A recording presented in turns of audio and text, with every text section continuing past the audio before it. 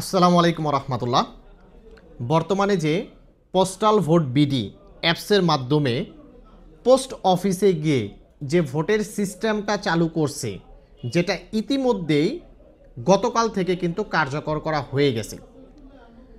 তো আমার মতে, জানি না কার কাছে কি মনে হচ্ছে, আমার মতে এখানে 90% প্রবাসী ভোট দিতে পারবে না, কারণ বিভিন্ন প্রবলেম আছে। এই বিভিন্ন প্রবলেম থাকার কারণে 90% প্রবাসী কোনোভাবেই ভোট দিতে পারবে না। তাহলে মাত্র 10% প্রবাসী ভোট দিতে পারবে। আদৌ কি এই 10% ভোটের মাধ্যমে কি সরকার নির্ধারণ করাটা কি ঠিক হবে বলেন? প্রবাসীরা কিন্তু আশা করেছিল 100%, প্রত্যেকেই কিন্তু আশা করছিল তারা ভোট দিবে, যে কথাগুলো এই ভোটের পূর্বেই বলা উচিত ছিল। কিন্তু যখন এ ধরনের প্রবলেম আমি গতকাল ফেস করলাম, তখন আমার কাছে মনে হলো যে এখন এই কথাগুলো বলার দরকার। প্রবাসী আমরা যারা আছি এদের মধ্যে মাত্র যদি 10% ভোট পড়ে, তাহলে এই ভোট দেওয়ার চাইতে না দেওয়াই ভালো। আমি অ্যাট ফার্স্ট প্রবলেমগুলো তুলে ধরব, এরপর কোন সিস্টেমে আসলে ভোটটা হলে প্রবাসীদের জন্য ভালো হতো বা ভোট দেওয়া সুবিধাজনক হতো, এটাও আজকের ভিডিওতে বলবো। ধৈর্য সহকারে সম্পূর্ণ ভিডিওটি দেখার অনুরোধ করতেছি এবং সরকারের চোখে এই কথাগুলো পড়ার জন্য দয়া করে ভিডিওটিকে শেয়ার করে দিবেন। নাম্বার 1 হচ্ছে কি, দেখেন আমরা প্রবাসে যারা আছি, বিশেষ করে মিডল ইস্টে, এরা কিন্তু 10 থেকে 12 ঘন্টা ডিউটি করি। আর এই 10 থেকে 12 ঘন্টা ডিউটি করার পর আমাদের পক্ষে কি সম্ভব যে পোস্ট অফিসে গিয়ে ব্যালট পেপারটা সংগ্রহ করা? তার মধ্যে আবার কোনো দিন কিন্তু আমাদের বন্ধ থাকে না, ফ্রাইডেতেও কিন্তু আমাদের ডিউটি করতে হয়। তাহলে কিভাবে সম্ভব এই 10 থেকে 12 ঘন্টা ডিউটি করে বা সপ্তাহে 7 দিন ডিউটি করে আবার পোস্ট অফিসে গিয়ে ব্যালট পেপার সংগ্রহ করা? এটা কিন্তু সম্ভব নয়। এবং নাম্বার 2 হচ্ছে, অনেকেই কোম্পানিতে কাজ করে, একেবারে দেখা গেল কোম্পানির ভিলা থাকে একবারে মাজরা এলাকার ভিতরে, ইন্ডাস্ট্রিয়াল সিটির ভিতরে। অনেক সময় দেখা যায় কোম্পানির নিয়ম থাকে যে কোম্পানির ভিলাতে আসার পর বাইরে বের হওয়া যাবে না। এখন এই লোকগুলো কিভাবে ভোট দিবে? যদি তারা কোম্পানি থেকে বের নাই হতে পারে, তাহলে পোস্ট অফিসে কিভাবে যাবে এবং সেখান থেকে কিভাবে ব্যালট পেপার সংগ্রহ করবে? তার ভিতরে সৌদি আরবে হাজার হাজার প্রবাসী বেকার এবং অবৈধ।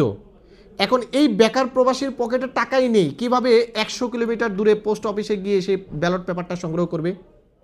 এমনও প্রবাসী আছে যাদের ভোটার আইডি কার্ড নেই, শুধুমাত্র পাসপোর্ট আছে। এরকমটা কি করা যেত না যে পাসপোর্ট দিয়েই ভোট দেওয়া যাবে? তাহলে ভোটগুলো কীরকম কাউন্ট হতো আপনারা কি কল্পনা করতেছেন? ভোটার আইডি কার্ড কিন্তু প্রত্যেকটা প্রবাসী নেই, আর ভোটার আইডি কার্ড থাকাটা বাধ্যতামূলক ভোট দেওয়ার জন্য। প্রবাসী থেকে যদি আমরা পাসপোর্ট দিয়ে ভোট দিতে পারতাম, তাহলে বুঝতে পারতেছেন কত ভোট কাউন্ট হতো।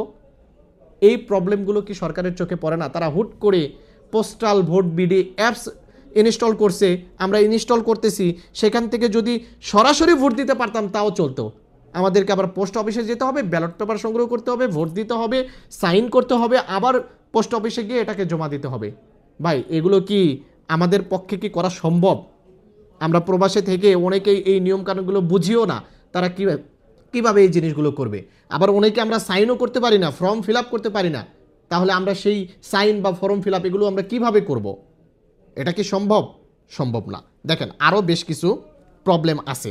সেই প্রবলেমগুলোর মধ্যে হচ্ছে, যেমন পোস্ট অফিসে যে আমরা যাব, আমরা যারা অবৈধ প্রবাসী আছি, আমরা তো রাস্তাঘাটে বের হতেই অনেক সময় ভয় পাই। এখন পোস্ট অফিসে যে যাব, আমাদের জীবনের কি ঝুঁকি থাকতেছে না? কারণ সেখানে যদি আমাদেরকে পুলিশ আটক করে বা কী কারণে আসছি সেটার জবাবদিহিতা করতে হয়, তখন দেখা গেল যে আমরা অবৈধতা প্রমাণ হয়ে গেল। হুরুপালা অনেক লোক আছে যাদের ভোটার আইডি কার্ড আছে, তারা কিভাবে পোস্ট অফিসে যাবে? এটা কি সম্ভব? সম্ভব না। ভাই, এই প্রবলেমগুলো সরকারের পূর্বে থেকেই বিবেচনা করা উচিত ছিল যে আদৌ এই প্রবলেমগুলো ভেদ করে আমরা ভোট দিতে পারবো কি না।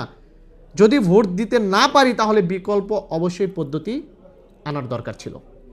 আমার মনে হচ্ছে যেটা খামোখায় আমাদেরকে নিয়ে তামাশা করতেছে, যে প্রবাসীদের ভোটের সুযোগ দিছে, তামাশা ছাড়া আর কিচ্ছু না।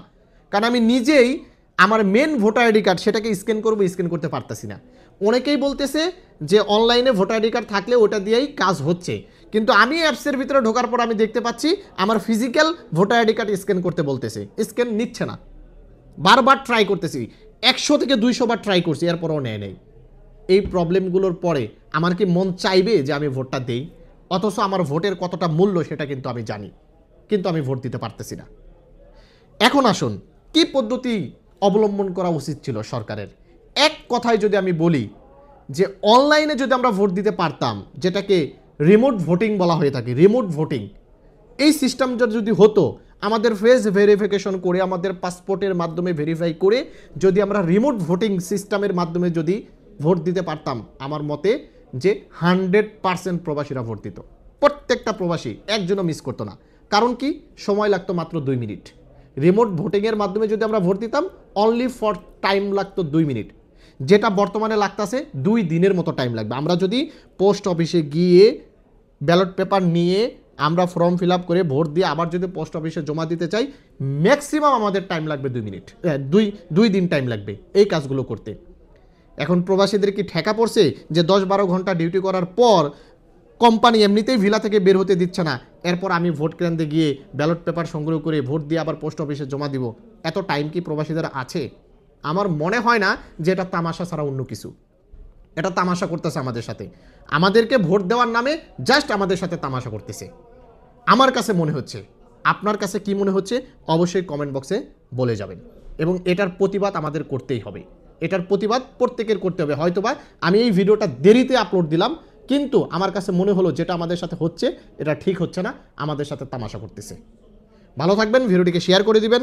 ধন্যবাদ সকলকে। তৌফিক আলাইর সঙ্গে থাকবেন। আসসালামু আলাইকুম।